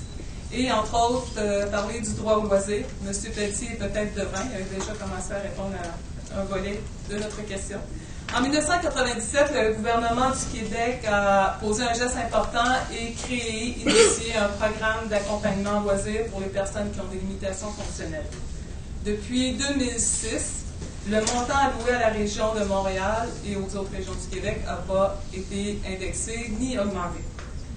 Pour Montréal, on parle de 340 000 $, ce qui permet de répondre à 10 % des demandes adressées. Considérant l'augmentation graduelle du nombre de personnes qui vivent avec des limitations et le vieillissement de la population, vous devinez aisément que les services d'accompagnement augmentent, les demandes. Si votre parti est porté au pouvoir, quelles solutions pensez-vous pouvoir apporter pour améliorer les services? Merci. C'est à votre tour, Mme Blais. Alors, si je comprends bien, Mme Lefebvre, vous posez la question, là, est-ce qu'il y aura plus d'argent pour les personnes qui accompagnent celles et ceux qui sont en situation de handicap? Ce sera une belle façon d'améliorer le service. Bon. Moi, je prends seulement, entre autres, les personnes qui ont des interprètes quand c'est le temps d'aller chez le médecin, mais qui ont de la difficulté à avoir des interprètes pour aller au théâtre. Je trouve que ces personnes sont exclues de la culture. Il me semble que c'est quelque chose de très important d'avoir accès à des accompagnateurs pour non seulement des services de soins de santé, des services sociaux, mais aussi pour vivre la vie de tous les jours, la vie dans toutes ses dimensions.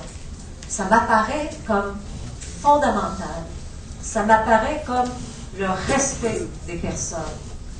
Vous savez, quand on a un sourd gestuel, je le sais, il est là, puis des fois c'est un sourd aveugle, ben ça prend une autre forme d'interprète avec cette personne-là, pour que cette personne-là puisse se sentir incluse. Je voudrais vous dire, Mme Lefebvre, que dans mon comté, j'ai le seul club des aînés de personnes en situation de handicap dans tout le Québec. Un seul. Le Grillon. Oui. C'est chez nous. Et à un moment donné, je ne sais pas pourquoi, on menaçait le club de déménagement, mais je pense qu'on est en train de faire des arrangements pour qu'il reste. Ça dérange, le fauteuil roulant. Mais moi, je trouve que c'est tellement extraordinaire. Ces personnes qui sont tellement autonomes, ces personnes qui continuent de vivre, j'aime ça. En plus, je sais que mon collègue, le ministre de la Santé et le ministre des Finances, a accordé 500 000 $ au défi sportif, parce que le défi sportif, c'est quelque chose de très important. Merci, Mme Blais. Alors, ça va tour, Sylvain Fortin. Alors, tout simplement pour dire qu'à Option nationale, nous affirmons que les services d'accompagnement qui permettent à une personne d'assurer ses activités de la vie courante, ses loisirs ou sa participation à la vie communautaire doivent être considérés comme des services indispensables et donc, effectivement, le financement devrait suivre les besoins. C'est tout. C'est tout. Merci. Monsieur Cavalieri. Merci pour votre question, Mme Lefebvre. Je pense que la réponse est assez simple. Vous le constatez comme toutes les Québécoises et les Québécois, nous sommes surtaxés au Québec. Donc, on ne peut pas demander aux contribuables de sortir de leur poche davantage d'argent pour financer des programmes qu'on voudrait bien instaurer au sein de notre société. Donc, comment est-ce qu'on fait pour financer ces programmes-là? Bien, on dégage les fonds en rendant nos institutions publiques plus efficaces. C'est seulement en rendant ces systèmes plus efficaces qu'on dégage de l'argent qu'on peut attribuer ailleurs, en service direct à la population. Et puis, c'est pour ça qu'on propose un grand ménage au Québec. C'est pour justement relancer le Québec, pour acquérir notre fierté, pour être en mesure de créer une économie prospère. Et puis, en libérant des économies, on finance des programmes. Merci. Madame Massé. Oui, 340 000 $ pour la grande région de Montréal, je ne connaissais pas ce chiffre-là. C'est peu d'argent. C'est clair qu'il y a vraiment un choix de société à faire. Et dans ce sens-là, je pense que Québec solidaire nous propose un choix de société qui met l'humain au cœur de nos objectifs. Je pense que dans la mesure où tu as l'humain au cœur des objectifs, mais des choses aussi essentielles que de pouvoir participer pleinement à la vie courante, à la vie ordinaire, à la vie, c'est essentiel. Et ce qui me venait par rapport à ça, c'est de dire, bon oui, Québec solidaire, à différents égards, je vous ai déjà parlé d'un investissement de 350 millions sur le Québec par année pour l'ensemble des groupes communautaires, mais il y a aussi tout un volet de création au niveau des entreprises collectives, d'économie solidaire. Il y a aussi une volonté que la Caisse de dépôt et de placement s'investisse un peu plus dans cette forme d'économie qui nous apparaît beaucoup plus aidante, et je sais que plusieurs de ces entreprises-là, en tout cas à tout le moins ailleurs en région, sont des formes d'entreprises d'économie sociale. Et ce que je dirais aussi, c'est notre volet culturel. On souhaite offrir à tous les enfants durant leur curriculum leur curriculum scolaire au niveau primaire et secondaire, que ce soit inscrit essentiellement 4 visites culturelles par année. C'est ce qui est une façon de mettre les jeunes en contact, et donc à partir du moment où on aurait intéressé tous les enfants, y compris les enfants qui vivent en situation de handicap, peut-être qu'on n'aura pas le choix de transformer aussi nos théâtres, nos salles de spectacle, quoique il y a beaucoup d'améliorations qui ont eu lieu à ce niveau-là. Je terminerai juste en disant que pour moi c'est clair, c'est vraiment quel est notre objectif. Québec solidaire, c'est le parti qui s'oriente pour s'assurer que les gens qui sont en situation minoritaire dans notre société trouvent leur place. Merci. Émilien Pelletier. Bonjour, merci Mme Lefebvre pour votre intervention. Votre question. Tout à l'heure, j'ai mentionné beaucoup d'accès. Oui, c'est vrai. Moi, je pense qu'on doit permettre l'accès à toutes les personnes qui ont un handicap, qui veulent accéder à des loisirs. Mme le théâtre, le cinéma, c'est n'importe où. Il faut que ces gens-là puissent accéder. Et puis, c'est pas toutes les salles de cinéma, c'est pas tous les théâtres, c'est même pas tous les gymnases. Pour les gens qui veulent faire du sport, ou même les adultes qui veulent faire du sport, de pouvoir participer dans nos écoles, dans nos gymnases. Moi, j'ai un exemple. Chez nous, on a un club de basketball en fauteuil roulant. Ça s'appelle les Kamikazes. Ce sont tous des jeunes, des Kamikazes, oui, en bas de 15 ans. Ce sont tous des jeunes en bas de 16 ans qui s'amusent avec leurs parents. Les parents les aident beaucoup, mais ils ont souvent de la difficulté à avoir des endroits, des locaux pour vraiment s'amuser. Oui, ils ont des locaux les fins de semaine pour pouvoir faire des tournois, des choses de même, mais quand ils veulent juste s'entraîner, s'amuser, c'est toujours la difficulté majeure. Je pense que nous, comme membres du Parti politique, Parti québécois, nous allons mettre des efforts justement pour permettre à tous les clubs qui existent déjà pour les personnes, les jeunes handicapés, d'avoir accès aux loisirs, au même titre que tous les autres jeunes du Québec qui ont accès aussi à des loisirs et à des sports. Merci. Merci. Là, on va passer au segment des transports. J'ai juste un petit message à vous faire. Je sais qu'il y en a parmi vous qui doivent repartir avec un transport adapté. Écoutez, c'est à 4 heures, à 16 heures que vous aviez ça, mais on peut retarder d'un petit 10 minutes. Là. Il n'y aura pas de problème de ce côté-là. Donc, vous êtes un petit peu moins pressé qu'à l'habitude. Madame l'animatrice, si je me permets, si vous êtes en manque de temps, peut-être qu'on peut prendre les 3 questions des personnes et prendre plutôt 3 ou 4 minutes chacun. Je vous lance. C'est une excellente idée. L'animatrice. On va y aller de cette manière-là.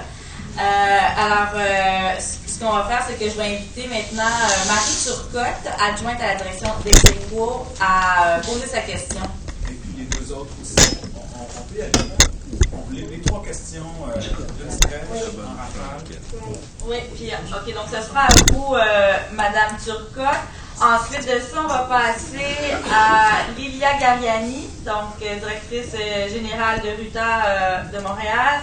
Et ensuite, on aura la question de Diane Boutier, directrice générale du RAAMM. Excusez, Madame la Présidente. Madame la Présidente de l'Assemblée. Je veux juste savoir, est-ce qu'on a 6 minutes pour répondre ou seulement 2 minutes? J'en ai qu'à 3 questions. Là, à ce moment-là, on va y aller avec 5 minutes. OK, comme ça, on va abréger, ça va aller plus vite, personne n'est en retard. Alors, allez-y, Madame Marie Turcotte, c'est à vous de prendre la parole, posez votre question.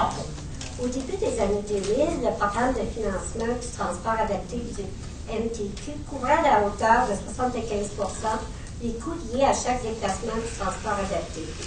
Aujourd'hui, on remarque que la MTQ absorbe seulement 66% des frais occasionnés pour chaque déplacement du transport adapté de la STM. Il est prévu qu'en 2013, que la MTQ mette de l'avant un nouveau cadre financier du programme d'aide gouvernementale au transport adapté aux personnes handicapées. Que prévoyez-vous faire pour remédier à la situation?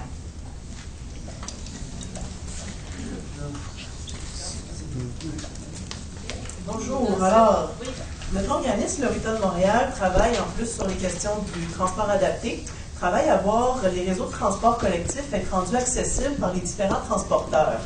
Pour ce qui est du réseau de métro, un financement adéquat est nécessaire afin de permettre à la STM de construire de nouveaux ascenseurs, d'installer des systèmes d'information aux voyageurs accessibles, d'apposer des tuiles avertissantes et plus encore. Dans ce sens, la STM, la Ville de Montréal et le RUTA de Montréal unissaient leurs voix dans une lettre datée du 5 mai et parue dans certains journaux pour demander au gouvernement du Québec une enveloppe d'argent dédiée de 25 millions de dollars par année sur 10 ans, soit un total de 250 millions de dollars, pour rendre universellement accessible le réseau de métro. La question, à quelle hauteur votre parti prévoit-il investir en matière de mise en accessibilité du réseau de Montréal dans un horizon de 5 à 10 ans? Merci. Merci beaucoup, Mme Gariani. À au tour de Diane Boutier du RAAMM de prendre la parole. Bonjour. Dernièrement, il y a un journaliste de l'hebdomadaire anglophone à Montréal qui a déposé c'est-à-dire qui a ouvert une pétition afin d'autoriser le virage à droite sur feu rouge sur toute l'île de Montréal. La Ville de Montréal a immédiatement répliqué en disant qu'elle ne désirait pas réouvrir ce débat étant donné les coûts financiers qui seraient associés à ça. J'aimerais savoir si votre parti politique aurait l'intention de réouvrir ce débat. Merci. Donc, le tour de parole dans ce cas-ci, à tour de rôle, ce sera M. Émilien Pelletier, Mme Manon Massé, M. Cavalieri, Mme Marguerite Blais et M. Sylvain Fortin. Vous avez 5 minutes pour répondre à ces 3 questions. Alors, merci. Alors, je suis très sensible à la première question de Mme Turcotte. C'est sûr qu'au niveau des coûts reliés au déplacement, c'est toujours une question qui est importante. Nous, ce qu'on avait proposé, ce qu'on propose toujours, c'est d'augmenter les coûts justement pour permettre aux gens de pouvoir se déplacer. Il y a souvent des personnes aussi qui sont accompagnées et dont les coûts ne sont pas nécessairement assumés par le réseau. À ce moment-là, ça aussi, c'est important.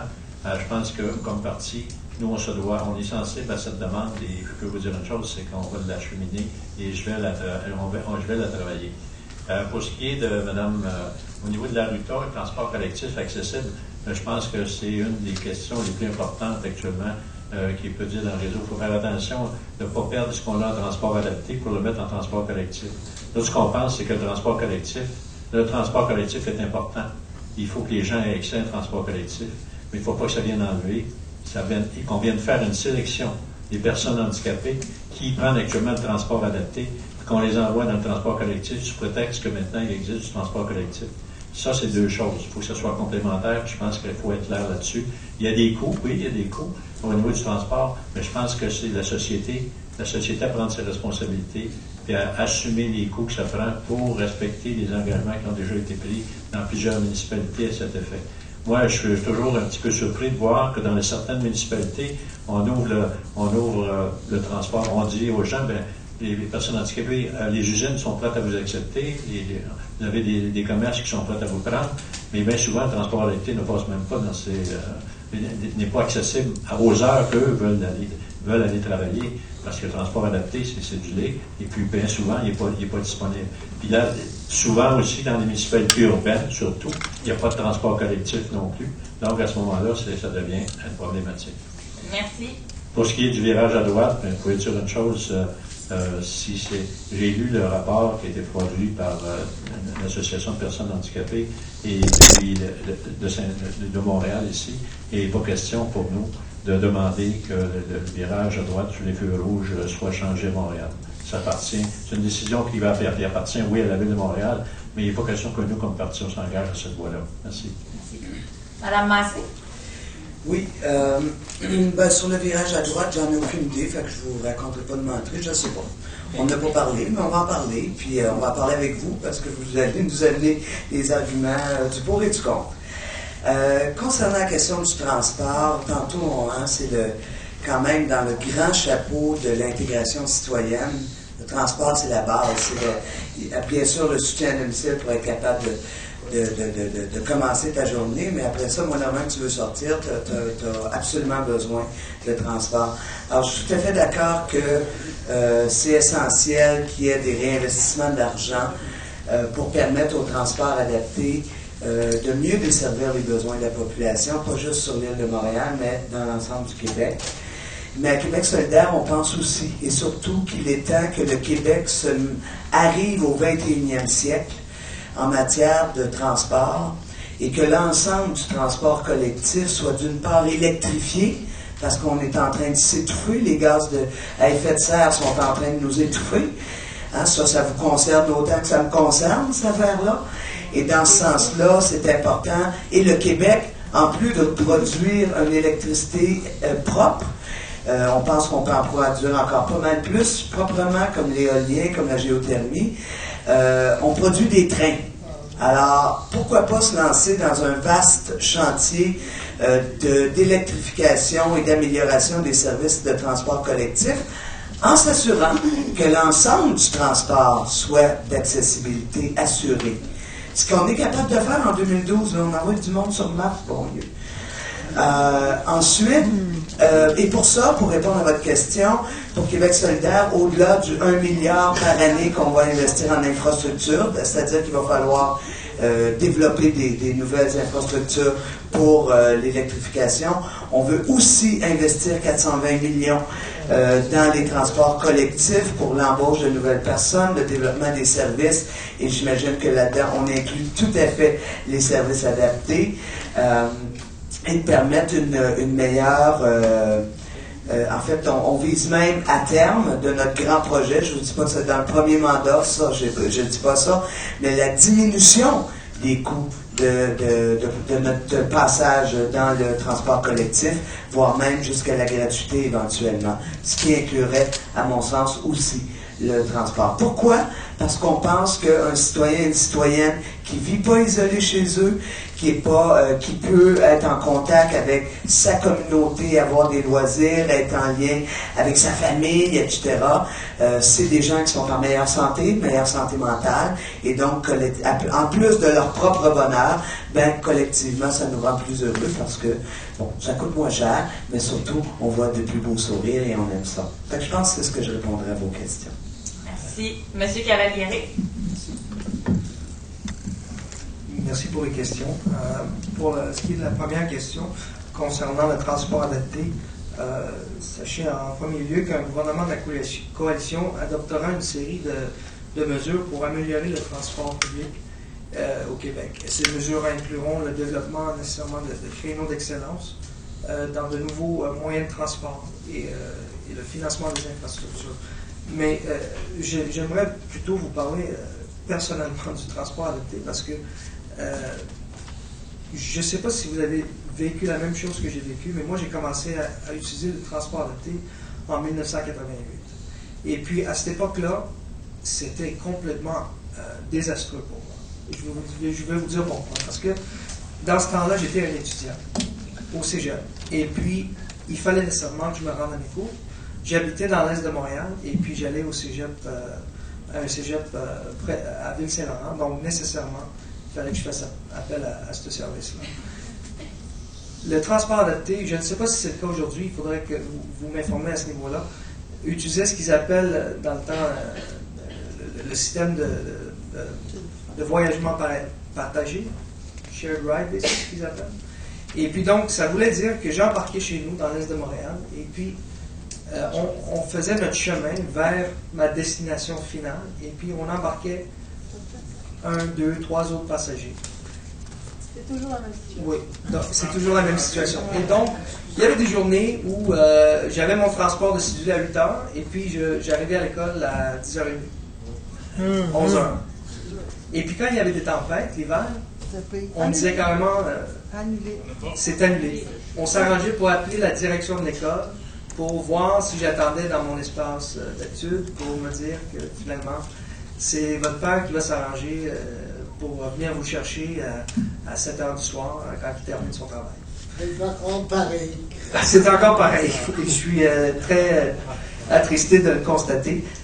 Tout ça pour dire que forcément, je vais m'en faire un grand devoir de porter ça à l'attention de la Coalition Avenir Québec, de faire en sorte qu'ils comprennent l'importance de ce service-là et que nécessairement il faut améliorer ce système-là.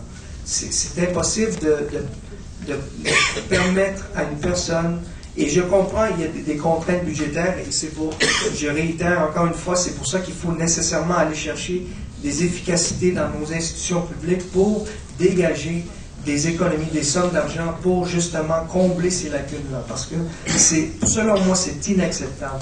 Et donc,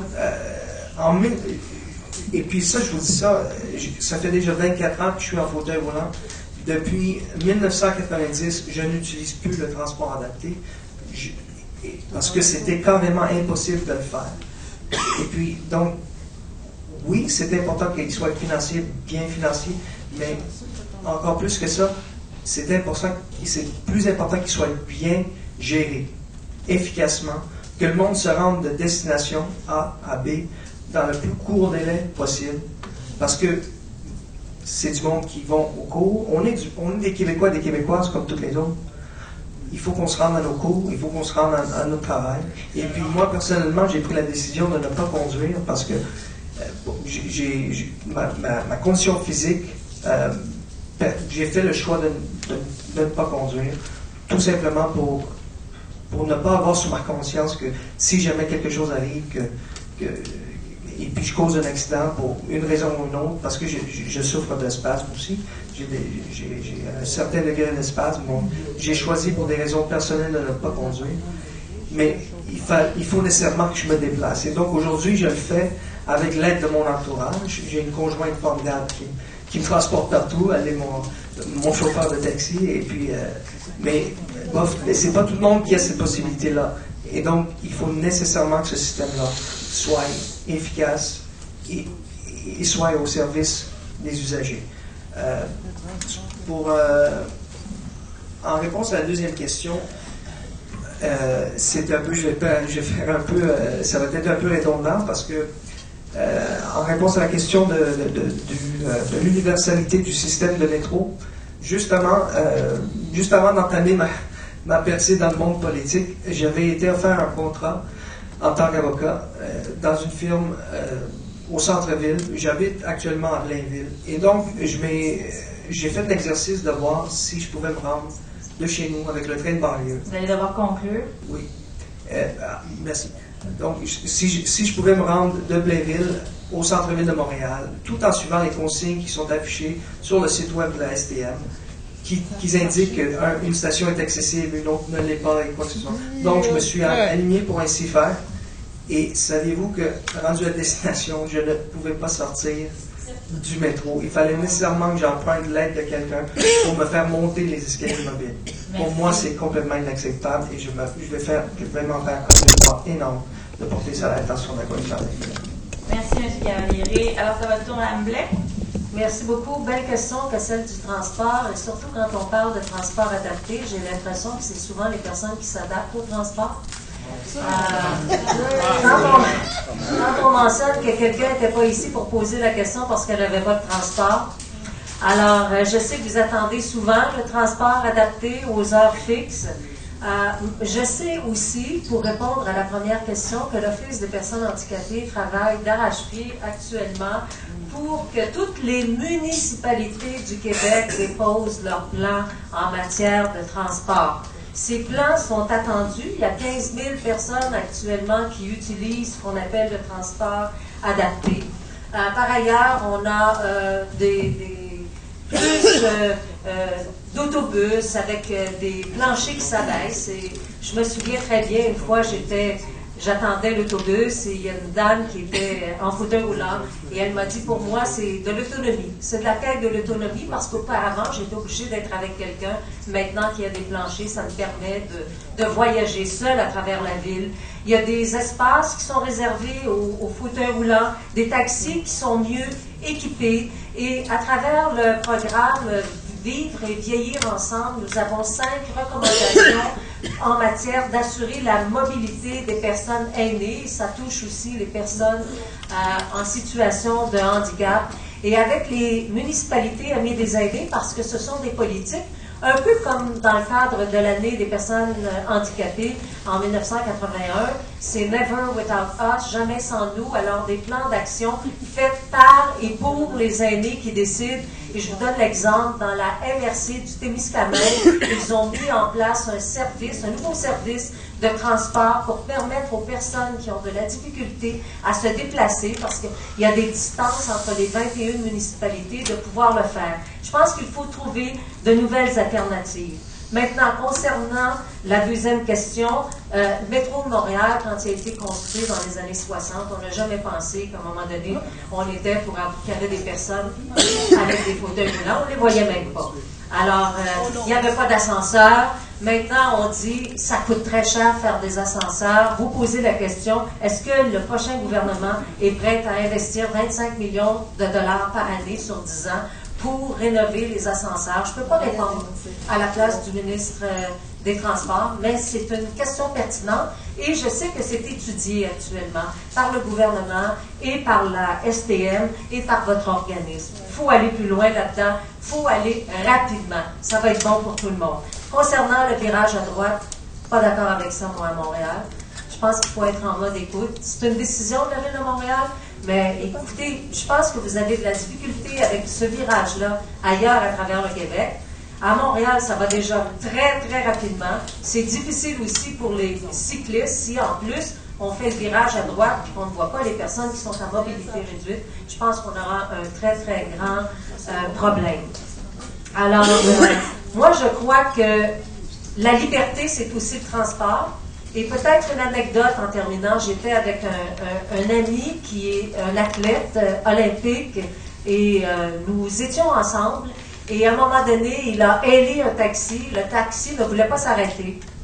Et je lui ai dit, bon, c'est moi qui vais hailer le taxi. Et là, le taxi s'est arrêté. Et c'est là où on voit les préjugés. Alors, je trouve ça incroyable, mais ça existe. Et je l'ai vécu de l'intérieur. Mais là, quand j'ai hailé le taxi, il a été obligé de s'arrêter pour nous faire de la place. Et je pense que le gouvernement, quel que soit le gouvernement, a des pas à poser, des gestes à poser, à financer, mais il y a aussi toute la société qui doit changer par rapport aux personnes en situation de handicap. Et on a beaucoup de chemin encore à parcourir. Merci. Très rapidement, M. Fortin, vous allez conclure. Pour Option nationale, il est essentiel de promouvoir et appliquer l'accessibilité universelle dans les transports collectifs, incluant le transport adapté. Pour la contribution de l'État, nous proposons un financement fixé à 75% par le MTQ et un mécanisme obligatoire qui obligerait les municipalités à assumer les 25 autres du coût du service de transport adapté. J'aimerais dire qu'il reste toujours extrêmement difficile de voyager d'une région à l'autre. Et on peut se questionner sur la liberté des personnes en situation de handicap, si cette liberté n'est pas piégée, parce que le transport adapté priorise les demandes de déplacement en fonction du motif de déplacement dans chaque région. Et par ordre décroissant, c'est les raisons médicales, travail-études, transport régulier, le loisir. Alors, pour que les personnes en situation de handicap puissent avoir la même liberté que tous les autres citoyens, il faudrait que les services puissent ne pas prioriser de cette façon-là, mais être disponibles, peu importe la raison. Et la qualité du transport ne s'est pas améliorée, elle semble même avoir diminué sur les aspects de la ponctualité, le confort des véhicules et le délai de réponse téléphonique. Et en ce qui a trait au feu rouge à droite, à l'Option nationale, on s'y oppose pour que les personnes en situation de handicap ne puissent pas, dans leur déplacement, vivre des cauchemars quotidiens. Alors voilà, je vous remercie. Merci beaucoup. Je voudrais passer la parole à vous. Peut-être que Mathieu pourrait venir. Oui, Mathieu. Moi, je venais comme vous.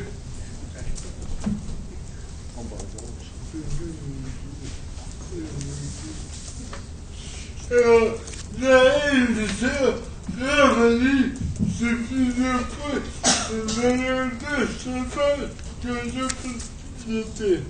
Donc, Pierre-Yves aurait aimé revenir sur plusieurs points. Malheureusement, en raison de la contrainte de temps, il va revenir sur quelques points.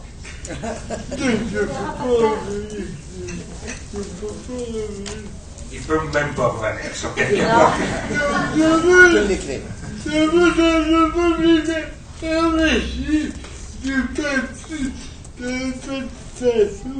vous voudrez dans un premier temps remercier les partis de leur participation.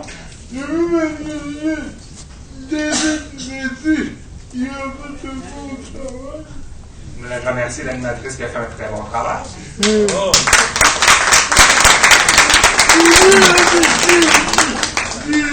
Personne qui ont participé. On était contents. C'est tout le temps de monde.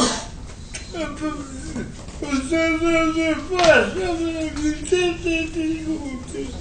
Donc, Pierre voulait exprimer aussi qu'il est très content de voir la participation de tout le monde qui est ici aujourd'hui. Et c'est ça, donc on ne s'attendait pas à avoir un tel succès, donc vraiment, je pense qu'il est bien content. Il y a aussi que, si peut-être te dire qu'il va y avoir un baptême de la raison. Désolé, on m'a parlé en même temps, mon cher Pierre. OK. Donc, il y aura un vrai baptême aussi de la rencontre. On tenait aussi à spécifier, c'est ce qu'on me glissait à l'oreille, on a reçu vraiment beaucoup de questions, tous très pertinentes, et on va les reprendre dans un blog qui va être disponible dans le courant de la semaine prochaine. Donc, on vous invite bien sûr, ça va être disponible sur notre blog, probablement aussi sur notre site Internet. Donc, on vous invite à nous suivre, puis on va vous donner donc plus d'informations, le verbatim, plus tout ce qu'il y aura de relié à notre événement d'aujourd'hui. Le blog, c'est Québec 2012, inclusion.org. QC 2012, inclusion.org. Pour tu dis aussi, remercie l'équipe spécialiste de Estigo. Donc, Pierre voulait aussi remercier l'équipe du personnel de Execo.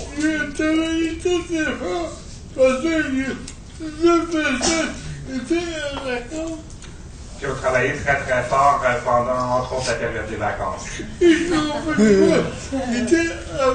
Et y compris lui-même qui était parti en vacances.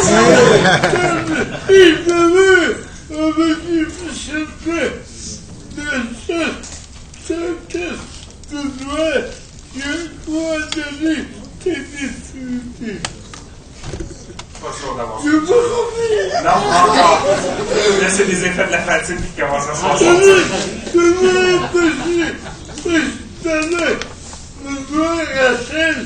le centre d'acquis, il y a quoi de l'activité? Donc, c'est ça. Donc, Pierre disait qu'il voulait remercier spécialement Benoît Rassette, qui a été notre chef d'orchestre dans l'organisation de cette activité.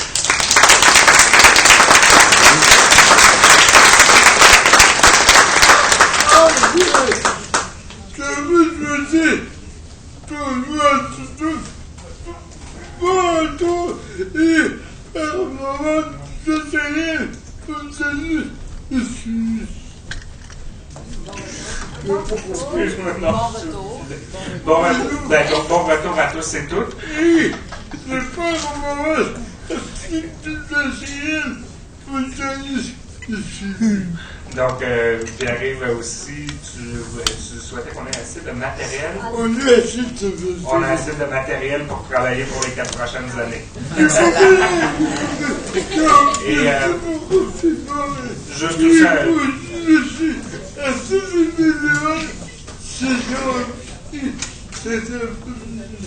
Merci aussi à tous les bénévoles qui se sont impliqués cet après-midi, dont entre autres les gens de 99% Médias qui ont aussi relayé l'événement de A à Z directement sur Internet.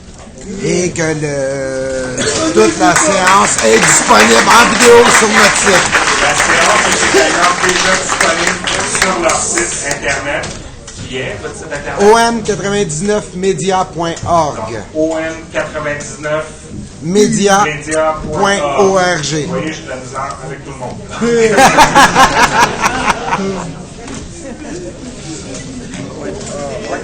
Super.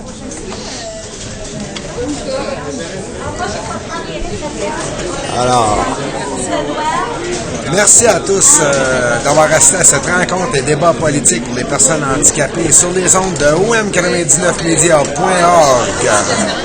Merci à tous et bonne soirée.